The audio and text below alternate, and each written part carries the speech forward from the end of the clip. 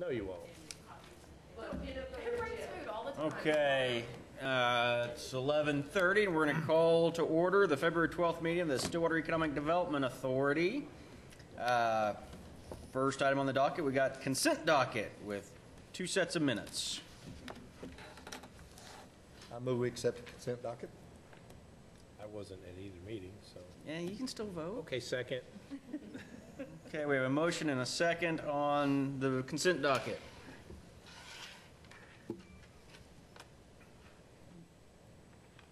Get Pena, hit abstain.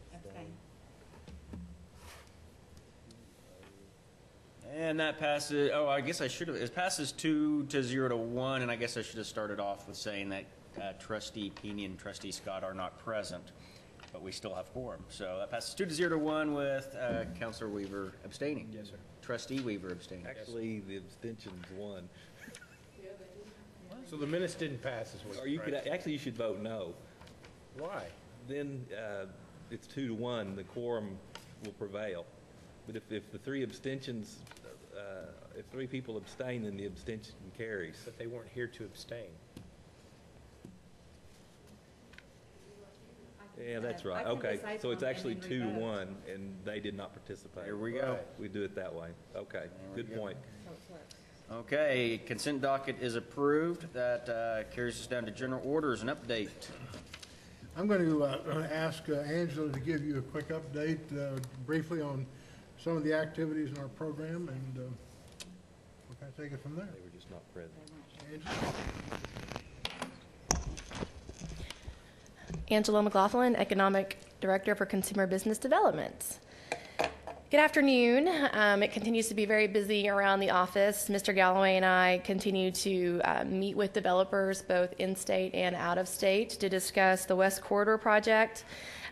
We've had property owners also come to the office facilitating meetings to work with the developer and the property owners adjacent to that land just to make sure that they can get access or whatever they might need. So those meetings were very well received. I think the property owners were excited that we took the time to meet with them and to, I think, establish a comfort level with the developers, so it was very well received. Development Services has also been working with those developers that we've been speaking about the past several months. Ms. Dennison has provided some project updates on the widening of Country Club Road, along with the housing starts for Stillwater, Oklahoma, the period covering 2009 to 2012 and other requested information. This has been a learning experience both for myself and Development Services.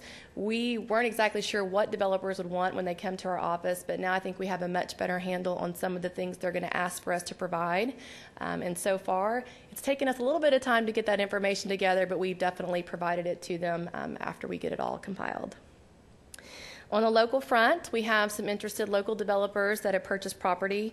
They have met with myself to discuss demographic information and the best use of properties. One of the things that we'll be providing to them after they turn in their site plans and their project ideas, we will be sending those out to local, restaurant and retail people, both local and regional, that are interested in Stillwater. Our developers are definitely interested in building to suit on those properties, so they're willing to work with those restaurant and retail people to give them kind of what they need to come to Stillwater. We've also been contacted recently. This has been very interesting to me. The local restaurant owners and managers, they want to meet with us to discuss the demographics that we can provide through Buxton. One of the things that we have been able to do, I think, can help better them market their restaurants here locally to our communities. We've also set up meetings with Meridian Technology. One of the things that we're hearing back from our local restaurant people is that they're having a hard time getting staffing fulfilled in both the kitchen help area and wait staff. So we're going to partner with Meridian Technology to facilitate some meetings just to get the ball rolling, get the conversation started. Is it just because there's a lack of that skilled labor force? Is it just because we're not getting the word out? But I think this is a great way that our office can partner with those local restaurant and retail people and also Meridian Technology to help fulfill that need. So I'm excited about that meeting. We'll be doing that at the end of February, and hopefully we'll get 5 to 6 restaurant owners or managers to come in and really discuss what their needs are and how we can help with those needs. Also trying to get out and speak to some of the local professional and civic clubs, partnering with Paula again on this. For instance, tonight we're going to the Stillwater's Home Builders Association just to discuss the growth in Stillwater, what we're doing with the city and our partnerships. We also, again, are working with current Stillwater business owners and hopefully future Stillwater business owners. We are working with some expansion projects downtown. Hopefully we will see some information on that in the next few weeks. We have some interested people. Also still working with Papa Murphy's, the Jimmy's Egg people. We've had some interesting developments over the past couple of weeks. I'm getting a lot of phone calls from food truck vendors, which is something that our community is really not that familiar with. However, if you go to Austin, they're the food truck capital of the world.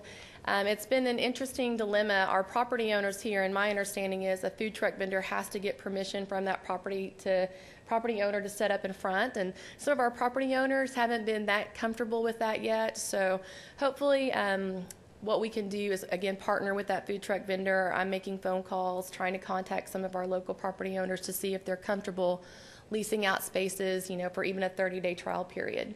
The food truck vendors are very aware. They don't want to locate in front of a restaurant. They don't want to take business away from any place else. They really want to be in front of a retail location if possible.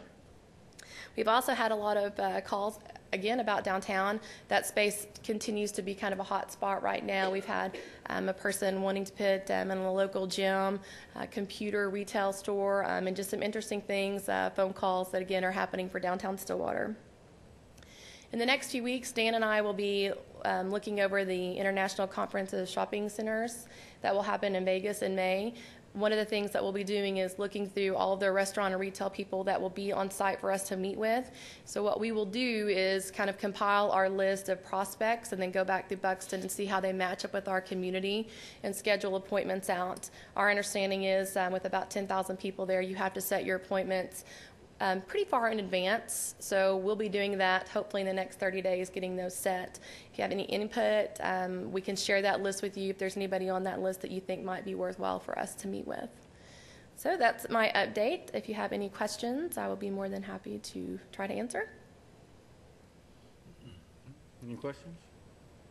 I would just say, one of the things that I think is really a highlight from what Angela was saying, it seems, I'm really encouraged that the local restaurant owners and some of the retail owners are beginning to work with Angela, with me, and where we can share some of our information from our Buxton study or other sources and can help local businesses refocus their market, whatever. I think that's a home run. So all along, we said a big part of this program is developing a working relationship with our local existing businesses and help them any way we can, as well as our local developers. So, there was, I think, some misconceptions early on that the only thing we're doing is trying to bring out-of-towners to town.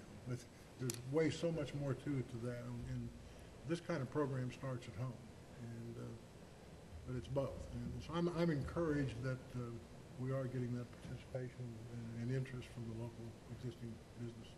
The one thing I'm sorry. No, you. So the one thing that you've brought up that I really like is, and it was the setting up the meeting with restaurants and Meridian Technology to work on that labor set, because I mean, as wonderful as industry jobs are and as neat as they are, not everyone can fill those jobs, and retail jobs, restaurant jobs. There's a portion of our community that those are the jobs that they want and need, and so hitting all the different segments of the labor force is absolutely needed, and so I'm very appreciative and understand the importance of that. So I like that. And what we need to do is, again, we need to facilitate this meeting and have the conversation, because myself and Rebecca out at Meridian Technology, we're not exactly sure why those needs aren't being met. Is it just because the word's not getting out? Is it because no one really wants those jobs? But again, talking to our local restaurateurs, there's a big need to be fulfilled, and I know Meridian would be willing to host job fairs to help those people out, but I think that that's where we can help fulfill that road. If they're comfortable calling me, and then I can contact Meridian and we can help facilitate those meetings, it should be a win-win for both. Maybe some training needs come out of this. If the restaurant owners, can express what their concerns are to employees, we might be able to get some minimal training established. The one thing, having planned programs for the schools and the delivery of the curriculum, that we have found out early is that most of our food service training programs, and most people don't understand, is production food. Right. And so they're training people for the production end of it. Most of the labor force needs are the service personnel. Right. And so what we have recommended, that you can't design a full-time training program per se over, if you capture them, you got to have a 1 year or a 2 year Right. to fulfill the requirements that they have, the way the curriculum is set up. So what we have always recommended, just exactly what you're talking about, but the need is identify the curriculum or the services that they want, and then design the curriculum based upon what industry is needing, which are the customer service and the service personnel.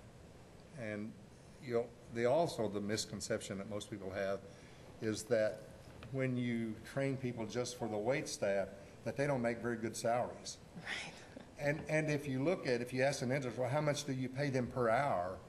You'll find that they'll pay them minimum wage or below. Right. But when you look at what a good server can actually make, it's probably tenfold that amount of money.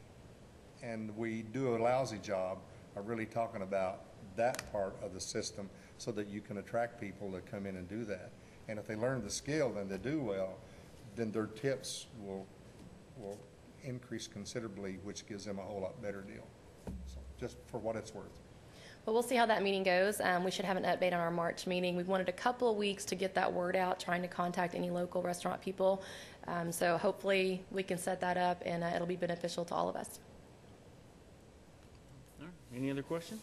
Yeah, Angela doesn't really have anything about what you've talked about, so, and Dan, you may want to speak to this, but I've never had a good feel on the development side of what's going on in our community in terms of how many beds are being built out. We have an enormous amount of construction taking place in the community as far as residential properties for multifamily, multi-dwelling. How many beds are being built in Stillwater? Do we have a good system for, not so much to manage it, but to keep track of it? Yeah, I think so. I think we may need to convert some of that data, but I'll let Paula Dennison address that.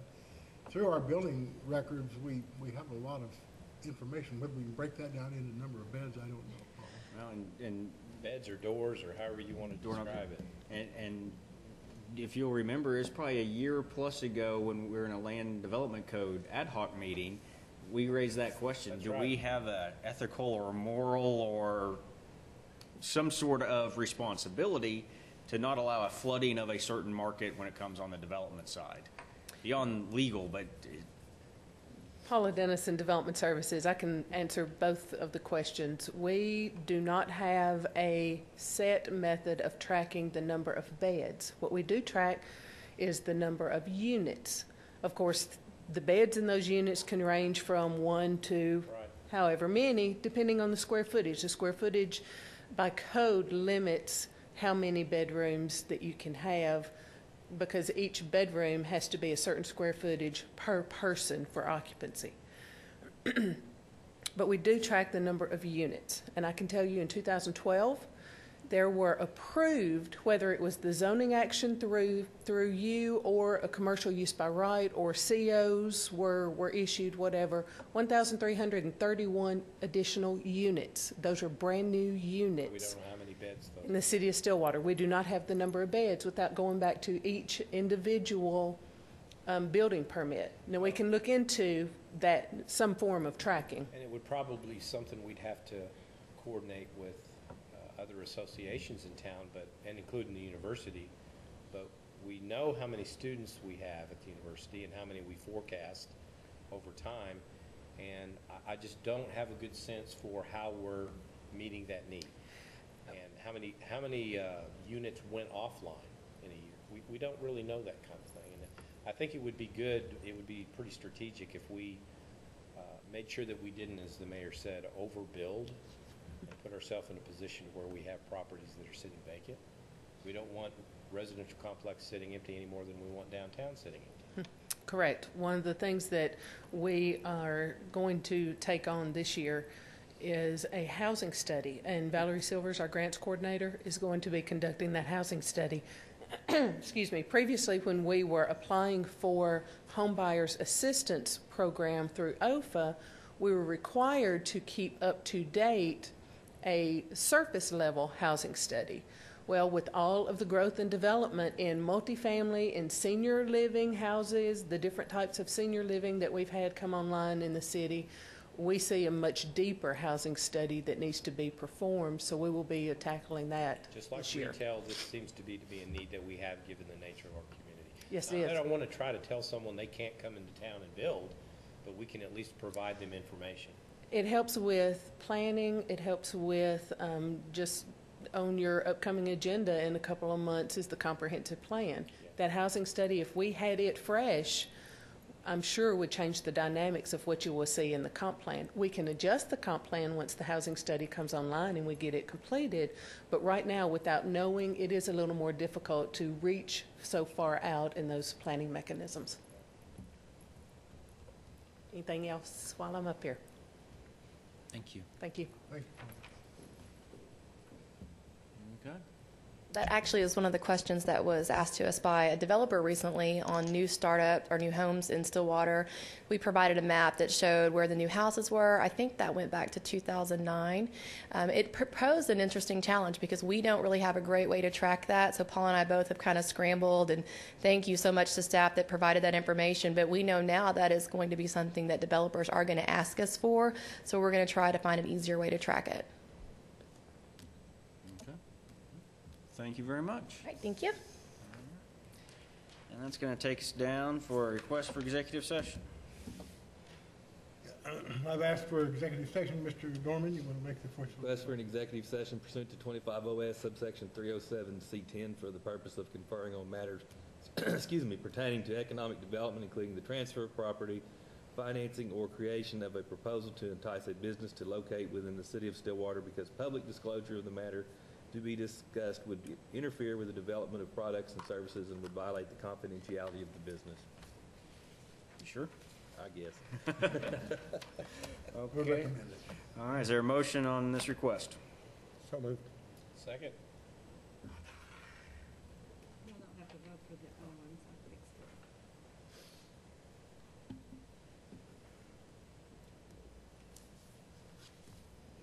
Did you go? Thought I did. Okay, and that motion passes 3-0. So we will head to I'd executive. like to bring Angela in as well. Okay, that is good. Head into executive session.